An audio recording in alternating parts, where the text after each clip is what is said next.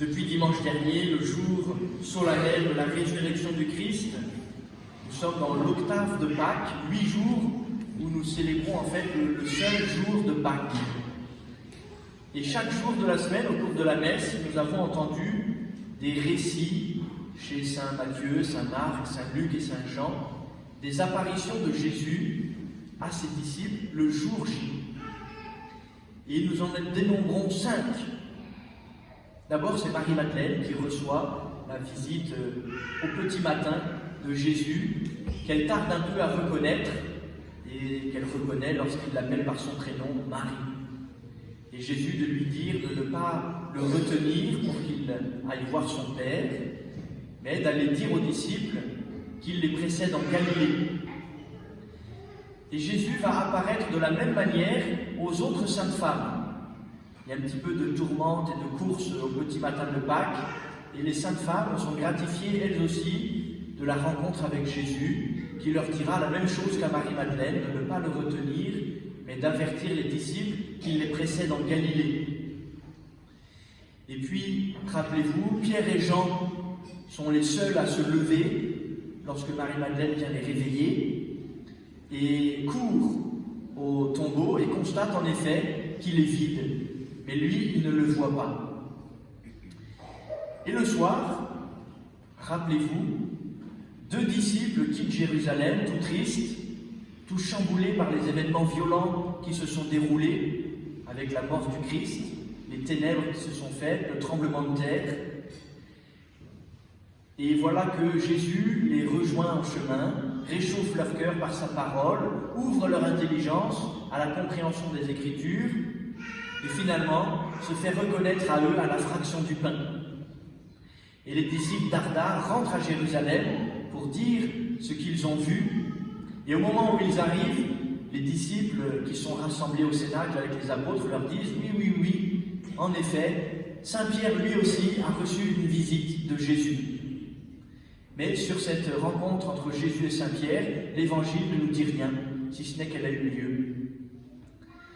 Et nous sommes ce soir où Jésus finalement apparaît à tout ce petit monde réuni, mais il en manque 2, Judas qui allait se faire prendre ailleurs, et Thomas qui n'est pas là. Et alors, quelque chose de remarquable déjà, c'est que Jésus leur donne un commencement d'Esprit Saint. Il souffla sur eux, et ayant parlé, il dit « Recevez l'Esprit Saint » avec le pouvoir de pardonner les péchés. Et alors il faut comprendre que Saint Jean est très attentif à la liturgie du Temple, et son évangile est truffé de références à la liturgie juive dont nous sommes les héritiers. Et figurez-vous que le jour où Jésus ressuscite, c'est la Pâque solennelle célébrée par les Hébreux en mémoire de la libération de l'Égypte.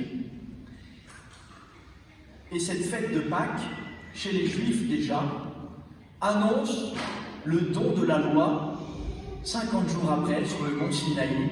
C'est la fête de la Pentecôte pour nous les chrétiens, avec le don de l'Esprit Saint, qui s'enracine dans la fête juive du don des tables de la loi. Et alors, dans la liturgie du Temple et dans la liturgie juive, on célébrait le jour même de Pâques l'annonce du don des tables de la loi avec un souffle. Il y avait ce geste liturgique des prêtres qui soufflaient et qui commençaient déjà de célébrer la Pentecôte qui serait fêtée 50 jours après. Et alors Saint Jean nous rapporte ce geste de Jésus pour bien nous signifier qu'en effet, le jour même de Pâques, ça n'est pas simplement l'achèvement du mystère pascal, ça n'est pas simplement finalement tout est bien qui finit bien, mais c'est l'annonce d'un régime nouveau de vie des disciples avec l'Esprit Saint, qui s'enracine dans la longue tradition biblique de l'action de Dieu pour son peuple, de l'avoir libéré de l'esclavage de l'Égypte et de lui avoir donné la loi. Frères et sœurs, aujourd'hui, en ce deuxième dimanche de Pâques où nous entendons ce récit, il nous faut non seulement accueillir le mystère de la résurrection, mais nous disposer aussi à vivre ce temps pascal comme une préparation au don de la loi nouvelle qu'est l'Esprit Saint. Et ce petit détail que Saint Jean prend la peine de rapporter veut nous y inviter. Et puis le récit continue avec l'absence de Thomas, qui lorsqu'il retrouve les disciples ne veut pas y croire. Tant que je n'aurai pas vu ni touché, je ne croirai pas. Tête de cochon. Le cardinal Barbarin, je me souviens, disait que saint Thomas était peut-être parmi les plus audacieux des apôtres, puisque justement, lui, il ne reste pas planqué au cénacle le soir de la Pâque, mais il va dans la ville sentir un peu l'atmosphère. Il affronte la crainte que suscitaient les Juifs après la mort de Jésus. Et peut-être que cette audace un peu téméraire a un revers de la médaille qui est une forme de dureté et d'indocilité intérieure. D'ailleurs, saint Thomas, rappelez-vous, au moment de la résurrection de Lazare, il fait aussi partie de ceux qui disent « Eh bien, allons-y », alors que Jésus et ses apôtres sont à l'écart, justement par crainte des Juifs, il dit « Allons-y, nous aussi, pour mourir avec lui ». Vous voyez, il est plein d'enthousiasme téméraire, mais avec ce revers de la médaille. Et alors Dieu, dans sa providence, sait utiliser même nos faiblesses, même nos duretés, même nos incrédulités, puisque nous en profitons. De cette incrédulité de saint Thomas ressort une attestation plus palpable encore, pourrions-nous dire, de la réalité de la résurrection.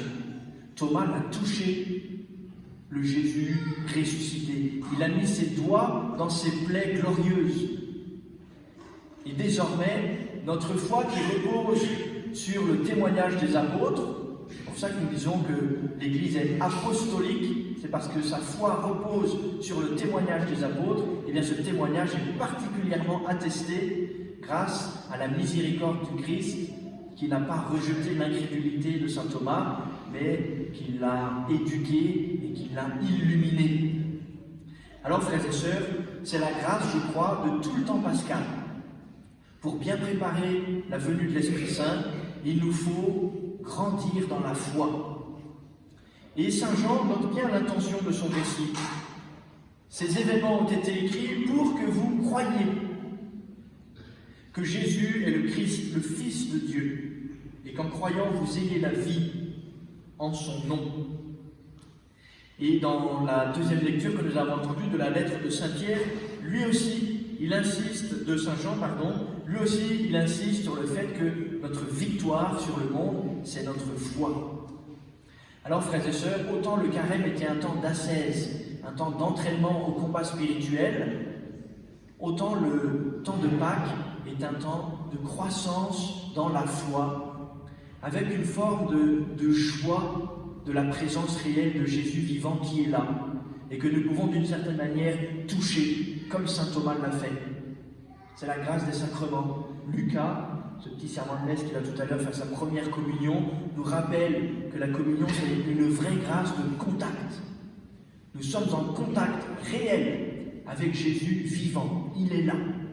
Et nous disons, comme saint Thomas, mon Seigneur et mon Dieu. Oui, frères et sœurs, vraiment, profitons de ces 50 jours du temps de Pâques qui ont commencé dimanche dernier pour jouir de sa présence, nous réjouir de sa victoire et nous affermir dans la foi. Amen.